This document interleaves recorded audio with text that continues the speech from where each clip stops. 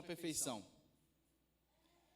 Conhecer a Deus é uma necessidade latente em todo ser humano.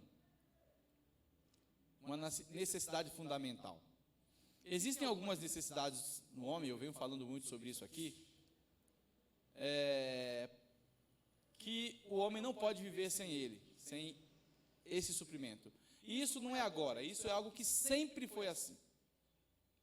Nós, quando estudamos a história da humanidade, percebemos que muitas coisas mudam. As necessidades do homem, o que o faz feliz, parece mudar em muitos momentos. Mas existem algumas que são fundamentais, como por exemplo, água. Todo ser humano, em todos os momentos, em todo o período da história, precisou de água. Não teve nenhum que não tenha precisado. Alimento. Não teve nenhum que nunca precisou de alimento. O ar para respirar. Nunca houve um ser humano que viveu sem o ar, sem o suprimento do ar. Mas tudo isso é apenas símbolo do real. Porque o conhecimento de Deus é algo que existe em todo ser humano. O homem foi criado com essa realidade dentro dele. Porém, nós sabemos que o pecado trouxe uma distorção. De maneira que a inteligência humana sofreu uma espécie de queda, uma distorção. Ela foi corrompida, ou seja, manchada. E a partir daí, a forma com que o homem usa a razão, ela ainda carece de informações para que o homem consiga fazer as análises perfeitas das coisas. Porém, depender da sua razão ainda é um grande problema. Então vejam bem, quando nós falamos para alguém assim, você tem razão, o que a gente quer dizer? Olha, cheguei à conclusão de que você tem razão, não é isso? Eu concluí, eu somei os pontos aqui e concluí que você tem razão. A gente não chega falando para a pessoa que ela tem razão sem fazer o cálculo das coisas, não é verdade? Afirmar que alguém tem razão sem fazer os cálculos é algo não é razoável. Quando duas pessoas estão discutindo a respeito de um assunto em que juntas elas não chegam à conclusão de quem está certo, elas procuram um terceiro para ver se esse terceiro consegue mostrar para os dois, a partir da visão dele de fora, quem está certo, ou em que momento um está certo, em que momento o outro está errado, enfim. Então vejam bem, o uso da razão exige informações. Então, a verdade não se prova apenas pela razão. É claro que nós utilizamos a razão, ela é um instrumento importante para a leitura, sem dúvida alguma. Porém, nós temos que levar em consideração que a razão não é suficiente, pois elas carecem das habilidades humanas, que por sinal nem sempre compreende a lógica dos fenômenos. Nem sempre a nossa razão compreende a lógica dos fenômenos. O que eu quero dizer com isso? Vou dar Abraão, quando Deus pede para ele o seu filho Isaque,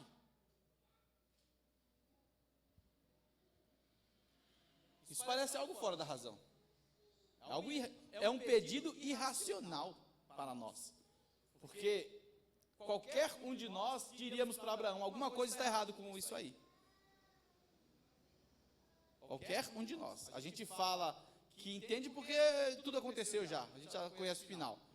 Mas nós duvidaríamos que Deus tivesse pedido Isaque para Abraão.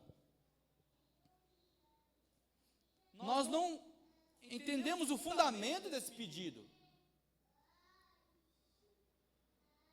Nós usamos a razão depois das outras informações.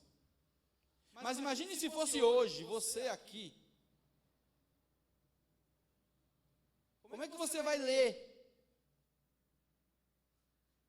Como é que você vai fazer a leitura daquilo que está sendo pedido para você hoje? Falar a partir do fato concluído é uma coisa, mas e quando é você que está vivendo? Porque Abraão recebeu um pedido estranho, uma ordem estranha. Bom, Naamã, qual a lógica desse fenômeno?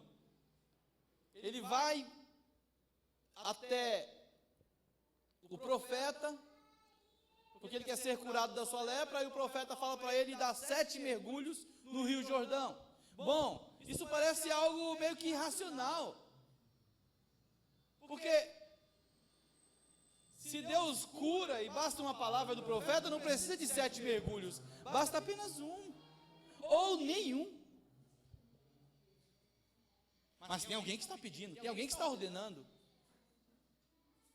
Se você quiser fazer o cálculo racional para poder tomar a decisão certa, saiba que você tem grandes possibilidades de errar. Pedro na pesca, quando Jesus disse para ele, vai, lança a rede, ele já tinha ido, ele era profissional da área, não é? Bom, mas ele terá que ir e obedecer. Bom, eu poderia citar outros acontecimentos na Bíblia em que a ordem que veio de cima não parecia razoável ao homem. Vejam bem, quando nós falamos razão, nós estamos nos referindo àquilo que é possivelmente, que é inteligível. Mas como inteligir uma promessa feita por um outro? Não é isso? Deus dá uma ordem e ele não fala o que vai acontecer, ele só diz, faça. E eu tenho a sensação de que no nosso cristianismo, muitas vezes nós praticamos o cristianismo querendo colocar a razão na frente de tudo, porque acreditamos que nela, isso que existe em nós, que é a habilidade de interpretar, nisso está a nossa sabedoria. Bom, é óbvio que na nossa capacidade de interpretar está um lado da sabedoria, porque é o lado que obedecerá. Mas nós não conseguimos interpretar sem que haja alguém que revele a coisa. E Abraão não tinha interpretado ou não tinha recebido a revelação de que aquele pedido seria cancelado.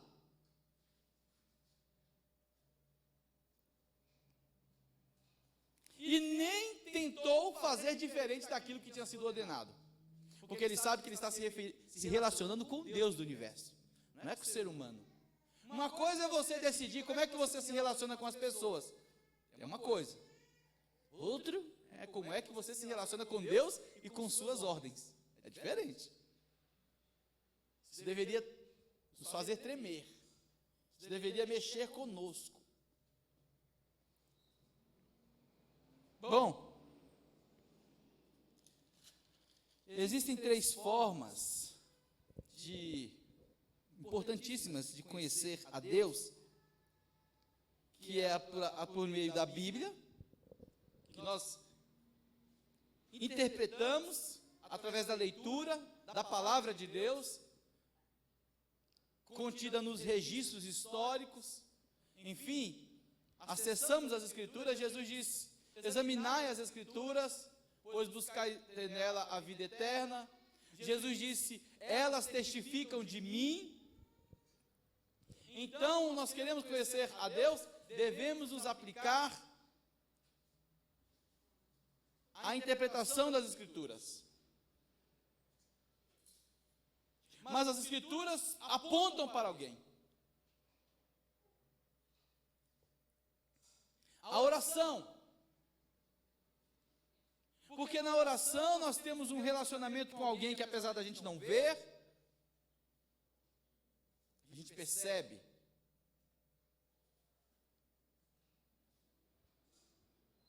A gente percebe. E nem sempre nós percebemos com algum órgão do nosso corpo.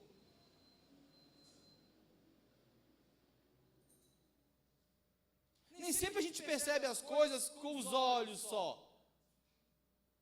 Com as mãos. Não, a gente percebe e a gente não sabe como é que a gente percebe. A gente sabe como a gente sente a porosidade de uma coisa ao tocar. Nós sabemos o cheiro de algo através do nosso olfato. Sentimos o gosto através do nosso paladar. Mas existe uma capacidade intuitiva nossa que não tem a ver com nenhuma parte do nosso corpo, com nenhum órgão dos sentidos. A gente vai lendo.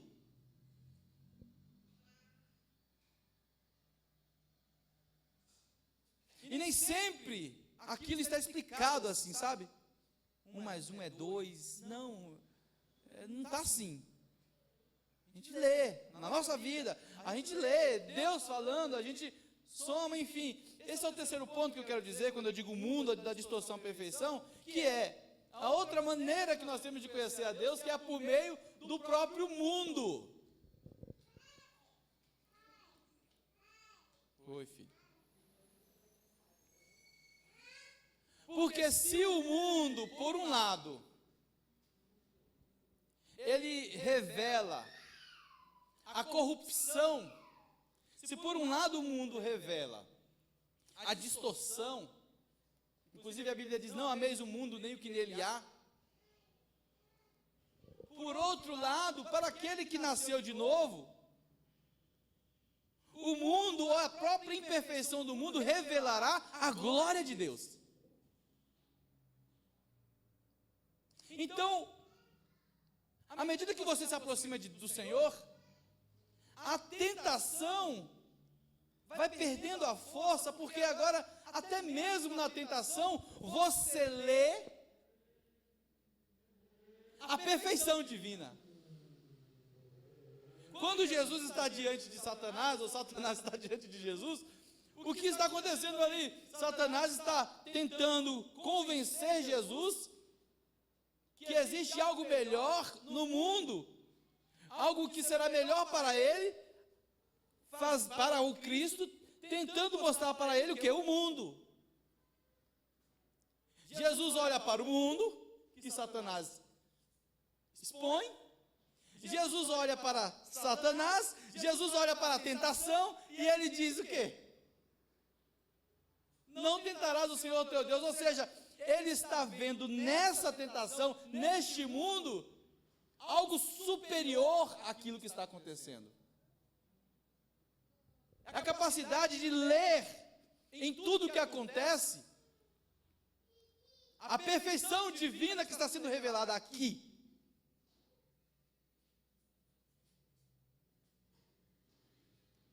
Se por um lado o mundo ele tem um elemento de tentação, de perversão, e quanto mais você se aproxima dele, você enxerga muitas coisas ruins, em contrapartida, à medida que você, de fato, se aproxima do conhecimento de Deus, até essas coisas ruins servem como espelho para que você enxergue o céu, a glória de Deus. Então vejam bem, é como se a tentação fosse perdendo a sua força. O mundo, o que o atrai perde a força, porque o que vai atrair você agora não é o mundo, e sim o que o mundo está apontando, entende? O mundo se transforma em uma espécie de espelho, que você olha para ele, que você tem que olhar para ele porque você está nele. Quando Deus chama Abraão, ele não dá uma promessa de nunca mais sofrer. Ele não traz uma promessa assim: Abraão, a partir de agora, você estará no universo, na dimensão daqueles que não sofrem. Não. Ele está dizendo o seguinte: Abraão, a partir de agora, você irá compor uma bênção. Em ti serão benditas todas as famílias da terra. Te abençoarei. Abençoarei os que te abençoarem. Amaldiçoarei os que te amaldiçoarem. Ou seja, Abraão, você vai ver aqui na terra tudo que está relacionado ao teu relacionamento, a tua comunhão comigo. Então vejam bem, no versículo 12 do Gênesis, nós lemos aí, após Deus dizer que não queria mais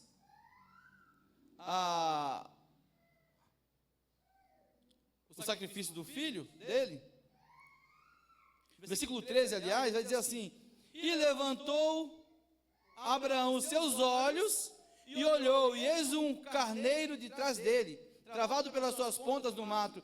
E foi Abraão e tomou o carneiro e ofereceu-o em holocausto em lugar do seu filho. Vejam, essa passagem já vai revelar algo que não tem a ver apenas com o mundo, tem a ver com a manifestação do céu no mundo.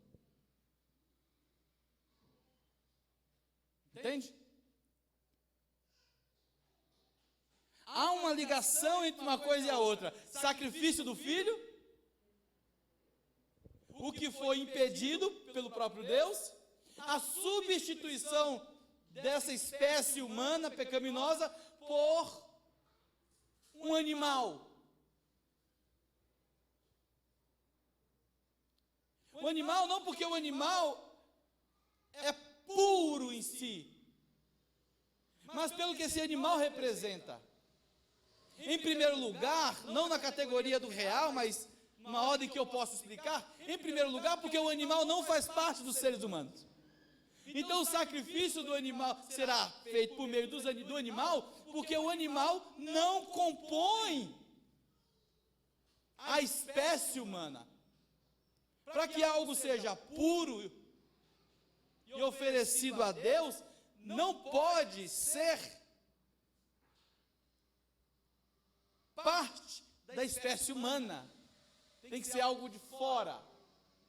Por isso o sacrifício do cordeiro. Mas ainda é insuficiente, porque o que interessa para Deus, no sentido mais profundo da coisa, um sacrifício de animal. O que interessa para nós no sacrifício do animal, se não focarmos a nossa atenção naquilo que isso revela. Porque quando olhamos para esse cordeiro, nós enxergamos o Cordeiro de Deus, que tira o pecado do mundo. O verbo que se faz carne. E é isso que nos importa. Ou seja, olhar para o mundo e enxergar, fazer a leitura daquilo que é celeste. Todo cristão terá que aprender isso.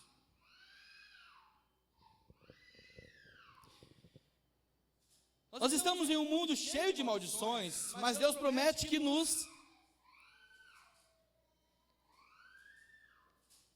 conduzirá em um relacionamento com Ele. E nesse relacionamento nosso com o mundo, que é impossível não ter, não existir, porque nós estamos nele, nós imaginaremos, nós iremos fazer a leitura do que ele representa, você entende? O que ele sinaliza. É como quando alguém quer nos mostrar, quer nos vender, de repente, uma casa, um apartamento, e ela vai tentando nos convencer de que vai ser o melhor para nós. Elas vão falando um monte de coisa para fazer a gente pensar em um lugar. Ou pensar, quando alguém quer oferecer um curso, enfim, tudo que alguém vai oferecer, qualquer tipo de serviço que alguém quer convencer outro a comprar, ele tem que trabalhar o imaginário da pessoa, para a pessoa se ver com aquilo. Não é assim? O céu, a terra tem essa função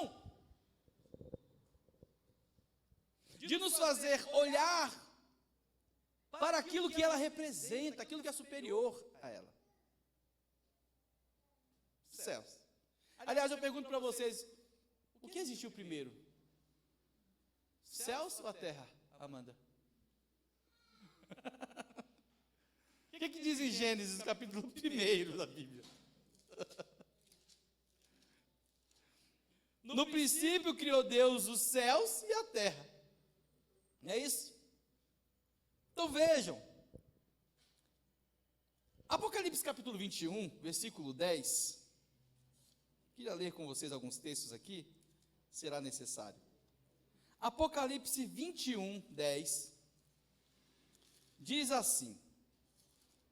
Aqui está falando do novos céus e nova terra, né? Eu vou lendo. E levou-me em espírito a um grande alto monte e mostrou-me a grande cidade, a santa Jerusalém, que de Deus desceu do céu. E tinha a glória de Deus, a sua luz era semelhante a uma pedra preciosíssima. Então vejam que não é a mesma luz, né? Ele está falando que é uma luz diferente. Como a pedra de jaspe, como cristal resplandecente. E tinha um grande alto muro com 12 portas, e nas portas 12 anjos, e os nomes escritos sobre elas, que são os nomes das 12 tribos de Israel. Da banda do levante tinha 3 portas, da banda do norte 3 portas, da banda do sul 3 portas, da banda do poente 3 portas. Então vejam que coisa interessante. Então, vejam que era uma luz diferente, algo diferente. No versículo 21, de Apocalipse 21, diz assim: as 12 portas eram 12 pérolas, cada uma das portas era uma pérola, e a praça da cidade de ouro puro, como vidro transparente. Agora vejam, a Bíblia fala que era ouro puro. Nós imaginamos que o ouro que está sendo feito lá é um ouro melhorado desse ouro aqui, não é isso? Será? Porque se no princípio criou Deus os céus e a terra, ao que tudo indica, esse ouro aqui existe como cópia daquele ouro lá.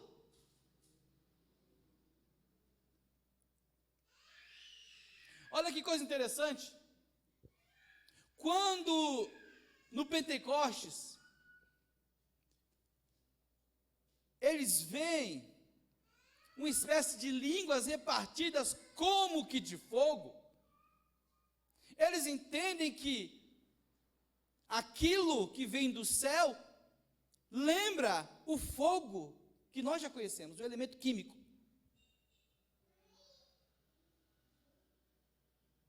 Então, qual veio primeiro? Qual copia qual? Elias, eu não vou ler esse texto, tá, Alisson?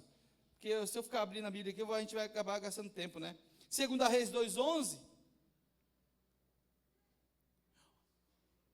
E Eliseu, no momento em que Elias vai ser elevado aos céus,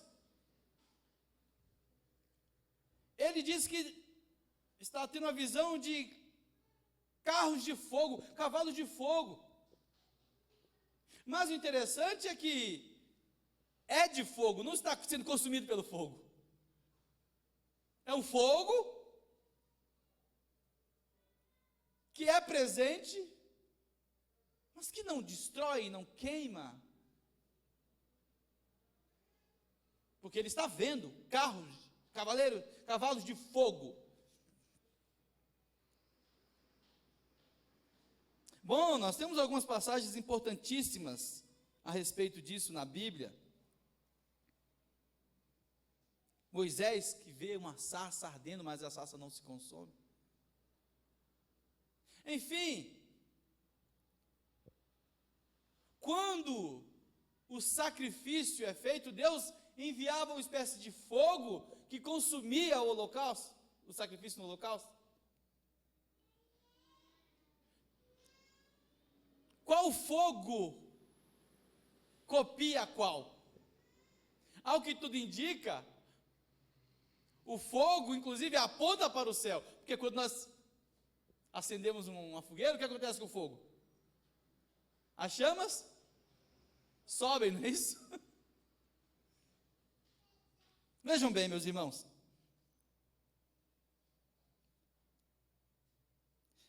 A terra não é o espaço superior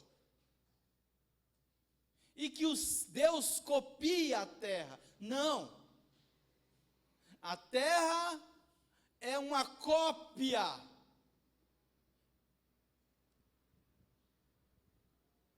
O mundo é uma cópia. É uma criação que nos leva, ou deve nos levar, através da leitura real, nos aproximar de Deus. Vejam bem.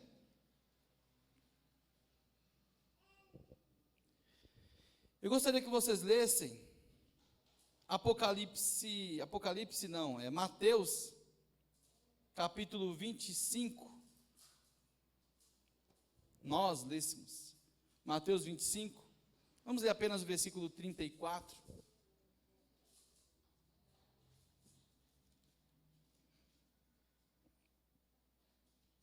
E esse eu vou esperar vocês abrirem a Bíblia para a gente ler juntos. Aqui é quando Cristo, o verbo que se fez carne, começa a falar da glória. Tá? Ele fala que as nações serão reunidas, haverá separação das ovelhas e dos bodes.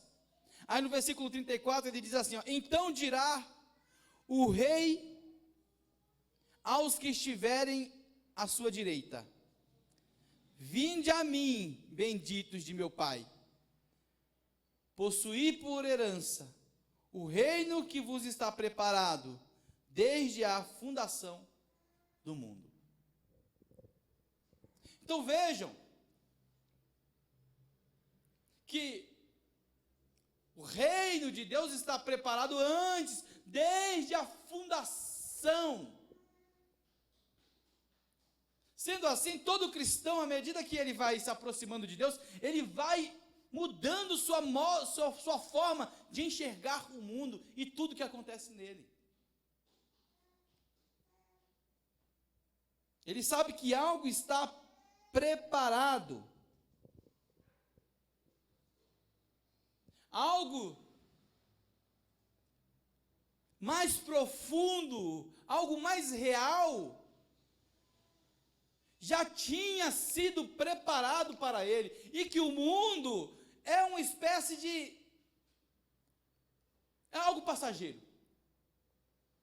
E nós sabemos que não tem como o mundo ser eterno nesse sentido. As pessoas morrem aqui. Todos nós testemunhamos de que o ser humano morre aqui. Então o Senhor deixa bem claro, olha, preste atenção, faça a leitura correta, porque você pode ler e se aproximar do conhecimento de Deus por meio das Escrituras, por meio da oração e por meio da sua leitura do que acontece no mundo. Você pode olhar para você, tudo que você olhar, a partir do momento que você medita, que você imagina, isso pode te levar além. É interessante como o imaginário das crianças tem sido atacadas. Como o nosso imaginário é atacado, já que somos a imagem e semelhança de Deus. Nós temos várias teorias que nos fazem querer viver numa espécie de revolta aqui no mundo, ou de olhar para o mundo como algo a ser mantido por nós a ferro e fogo, disputarmos o mundo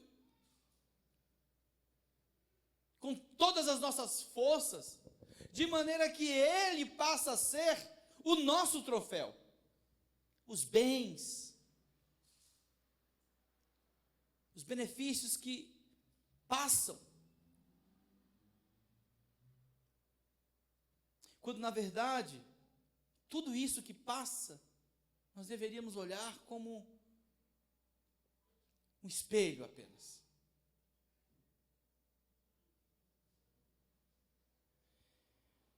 Bom, meus irmãos,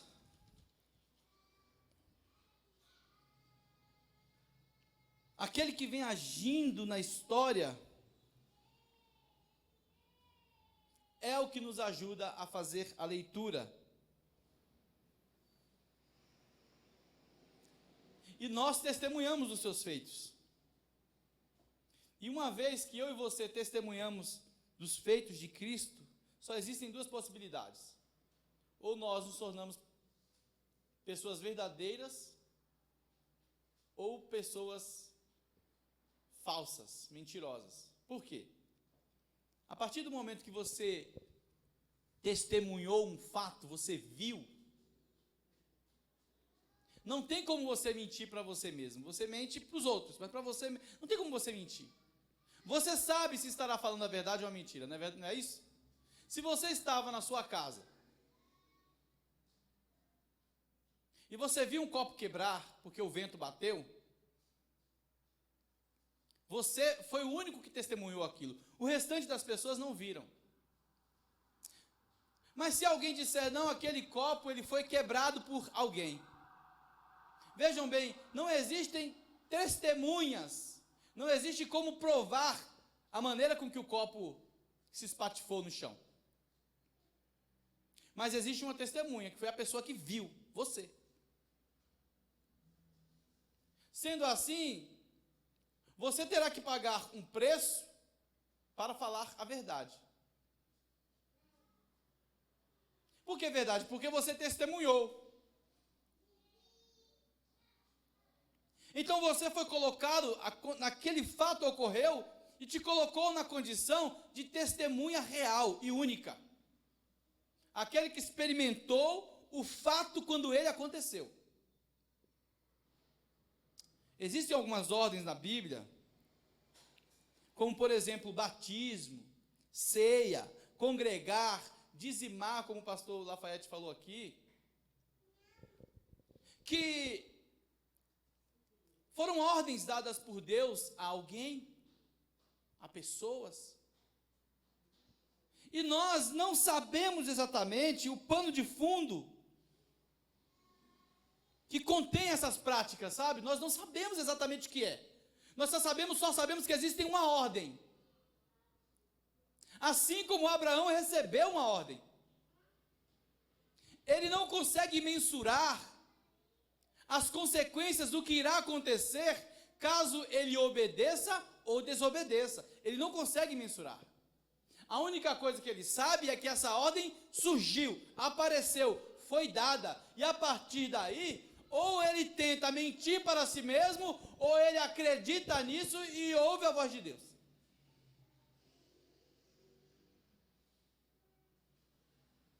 Nós ouvimos às vezes em muitas discussões, como por exemplo, se uma pessoa morrer sem ter sido batizada, ela é salva ou não? Nós não podemos falar isso, porque nós não estamos dentro, nós não conseguimos somar o mecanismo de diálogo que existe entre Deus e aquela pessoa. Certo? O que aconteceu de última hora, ou o que estava... Nós não sabemos isso. Mas o que nós sabemos, nós temos que ser fiel àquilo. Precisamos ser fiéis a isso. E levar a sério. Porque se existe uma ordem que é batismo, então não queira encontrar um outro caminho. Não queira inventar um outro trilho. e acreditar que ele é verdadeiro somente porque você acredita e está encontrando respostas humanas de seres iguais a você que te convencem que isso é desnecessário ou não. É como congregar. Se é uma ordem bíblica, não queira responder para os outros ou para você mesmo que isso é menos importante, porque você não tem a mínima ideia do pano de fundo em que essa ordem está estabelecida. Assim como Abraão também não sabia.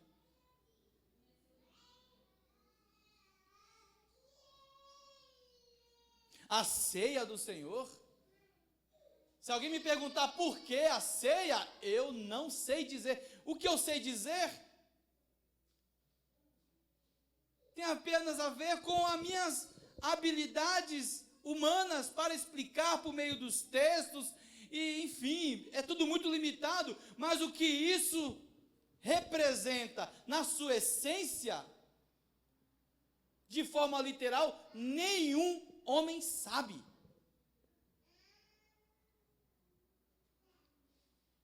Porque nós nos relacionamos com essas coisas. E nós precisamos olhar para elas para interpretar o que o céu está revelando. E essa revelação do céu, ela não é algo que acaba aqui, a ponto de você chegar e falar assim, encontrei uma doutrina que explica tudo. Não tem como.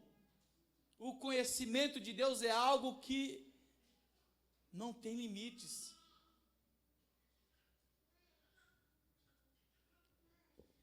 Então vejam bem, meus irmãos. Existem as ordens dadas por Deus, e o que te permitirá o esclarecimento maior dessa ordem é a sua obediência. Porque você só irá provar o esclarecimento dessas ordens através da obediência. Quando a Bíblia diz, por exemplo, no mundo tereis aflições, isso não serve apenas para a gente entender assim, olha, o mundo é cheio de pecados, a gente tem que se contentar com as aflições. Não é só isso.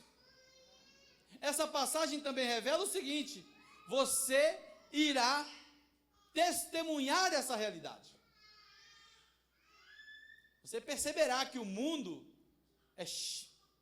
proporciona muitas aflições. Você provará na sua pele que há aflições, que no mundo existem dores. Você pode ser a pessoa mais honesta possível, e isso não te livrará das desonestidades alheias. Você pode ser a pessoa mais fiel possível, e isso não te livrará das infidelidades alheias. Você pode ser alguém que se dedica a fazer as coisas com perfeição para os outros, mas isso não te colocará em um mundo em que os outros farão tudo com perfeição para você. Você pode amar as pessoas e ter um relacionamento com elas de respeito, de cuidado, e isso não te colocará em uma cadeia circular em que você estará recebendo essa mesma gratidão, esse mesmo cuidado, esse mesmo amor. Não é assim. E quando passamos por isso, nós temos que entender que isso reflete algo que vem de cima. O céu me mostra isso. Ao invés da depressão, ao invés da tristeza, ao invés da ingratidão, ao invés de um olhar diferente para o mundo, um olhar de quem está agora enxergando o mundo como ele é, não, enxergue o céu como ele é.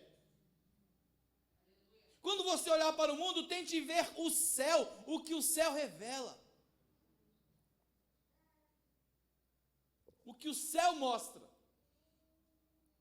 É isso que interessa para o cristão.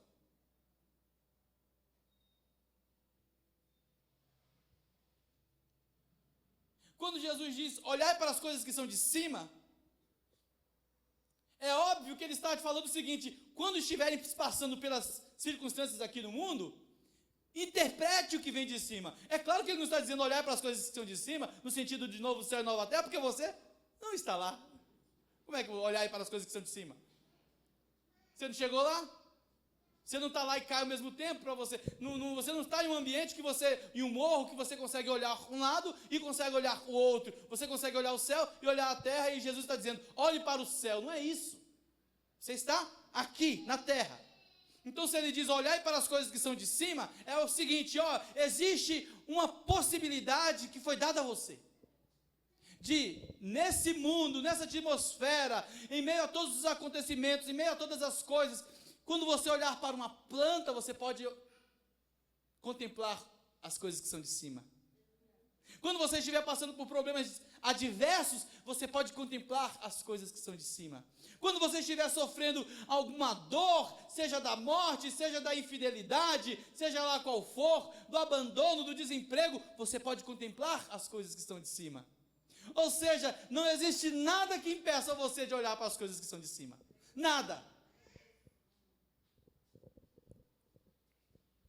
Então o verdadeiro cristão, ele é aquele que nasce de novo. E esse nascer de novo significa o seguinte: eu estou vendo as coisas de uma maneira diferente, eu estou aprendendo algo diferente. Ontem eu estudava com a Manu, e na lição dizia assim, sobre o reino de Deus é como as crianças, quando Jesus diz, não impeçais vir a minhas criancinhas. O que ele está dizendo ali? Porque dos tais é o reino de Deus. O que ele está dizendo ali? Olha, as crianças são seres que olham com curiosidade, e a maneira com que elas olham é exatamente o que está acontecendo dentro delas. Elas de fato estão aprendendo. E as crianças não têm vergonha de falar que estão aprendendo, e nem pretensão de dizer que não sabem aquilo que ela está perguntando. Que sabem aquilo que ela está perguntando. Ela simplesmente está ali, querendo saber. O olhar que demonstra a intenção de conscientizar-se do fenômeno. Está tudo ali exposto nela. Então Jesus diz, é dos tais que é o reino dos céus. É desse modelo, é dessa forma, é desse modo de existir que são compostas as pessoas que estão no reino dos céus. Aqueles que aprendem o tempo todo. Aqueles que não se frustram no sentido de que abandonaram. Não. Aconteceram muitas coisas ruins, mas isso pode te frustrá-lo em relação à sua expectativa terrena, mas não o frustra em relação à expectativa celeste. Porque é essa que nos interessa. É essa que cativa os nossos olhos. É essa que direciona a nossa forma de existir e que nos serve como referência absoluta, real, transcendental. E quando eu digo absoluta, real, transcendental, eu não estou me referindo a algo irreal. O invisível, quando nós falamos assim, algo é invisível, não significa necessariamente que algo não existe. Uma coisa é eu falar de algo invisível, outra coisa é eu falar de algo inexistente. Quando eu digo que algo é inexistente, eu não tenho nem como pensar naquilo, porque não existe. Quando eu digo que algo é invisível, eu estou dizendo o seguinte, os meus olhos não conseguem ver, mas existe aquilo. É como a luz do sol. Você vê por meio dela. É como a energia elétrica. Você sabe que ela existe, mas você não vê. Quando uma explosão acontece e as pessoas são lançadas, o que está acontecendo ali? Não é que o nada lançou elas. Existem partículas de matéria invisíveis que, ao acontecer a explosão, empurrou aquela pessoa. Ou empurrou aquelas pessoas. Então, o invisível e irreal são coisas distintas. Quando nós cantamos aquela canção, ao Rei eterno e imortal, invisível, mais real. É isso. Existem muitas coisas invisíveis que nós sabemos que é real. Quando nós tampamos as tomadas, a gente sabe que se a criança colocar o dedo lá, ela vai tomar um choque. E que aquilo pode, inclusive, trazer danos até um óbito. E nós levamos a sério aquilo. Porque se você tentar explicar para a criança o que é o choque, ela não vai entender. Você não vai conseguir mostrar para ela a energia.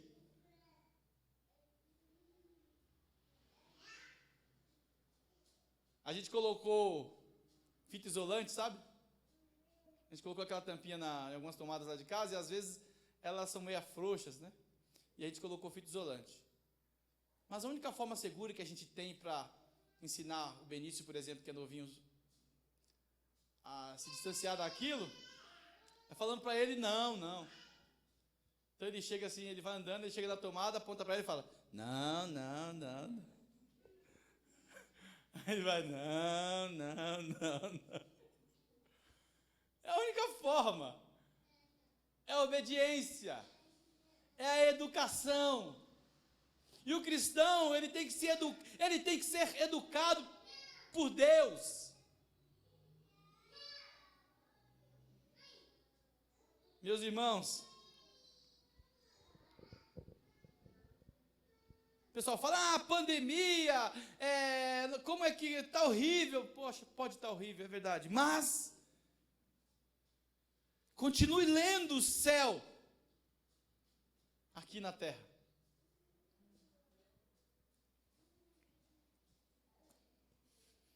Pois os céus manifestam a glória de Deus.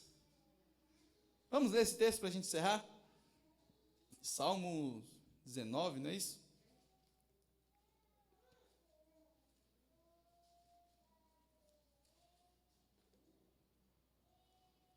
Salmo 19, isso mesmo. Os céus manifestam a glória de Deus. Então vejam bem, o que a Bíblia está dizendo? Que a glória de Deus se manifesta da onde? Dos céus.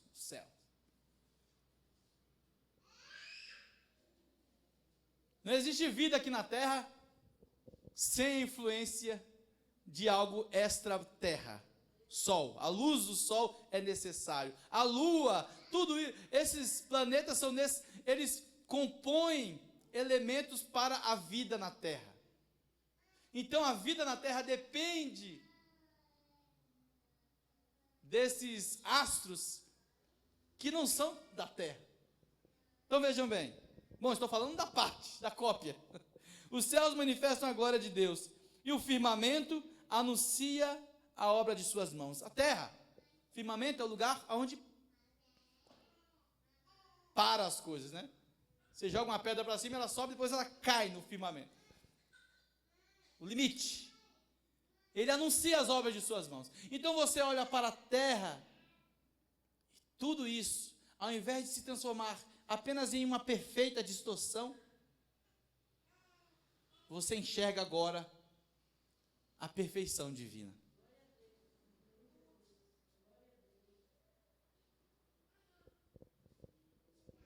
Queridos irmãos,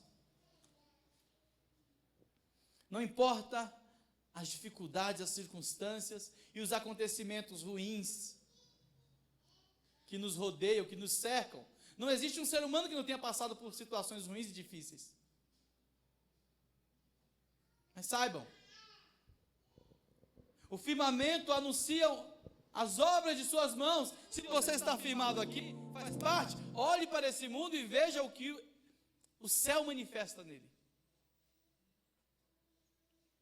Por isso que a Bíblia diz, medita.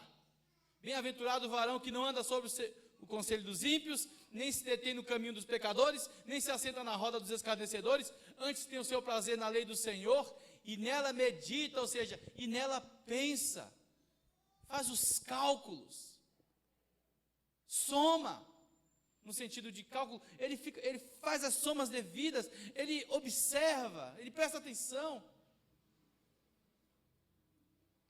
ele conhece Deus. Muitas pessoas podem não ter condições de conhecer muito a Bíblia, de interpretar muito a Bíblia, mas ela pode interpretar Deus revelando-se para ela de outras formas? Ou você acha que em lugares em que a Bíblia não chegou, ou pessoas que não conheceram a Bíblia, não conheceram Deus? Deus não se revelou para elas de alguma maneira. Não existe ninguém nesse mundo que participará do juízo que não tenha conhecido a revelação de Deus. Ninguém. A nós foi dado a ordem de ensinar o que está nas Escrituras. E também as outras coisas, é óbvio. Mas não pense que aonde as Escrituras não entraram, as pessoas não ouviram Deus falar com elas. Ninguém chegará diante de Deus e dirá: eu não soube do que era necessário. Ninguém. Vamos orar e agradecer a Deus, em nome de Jesus. Pai querido e santo,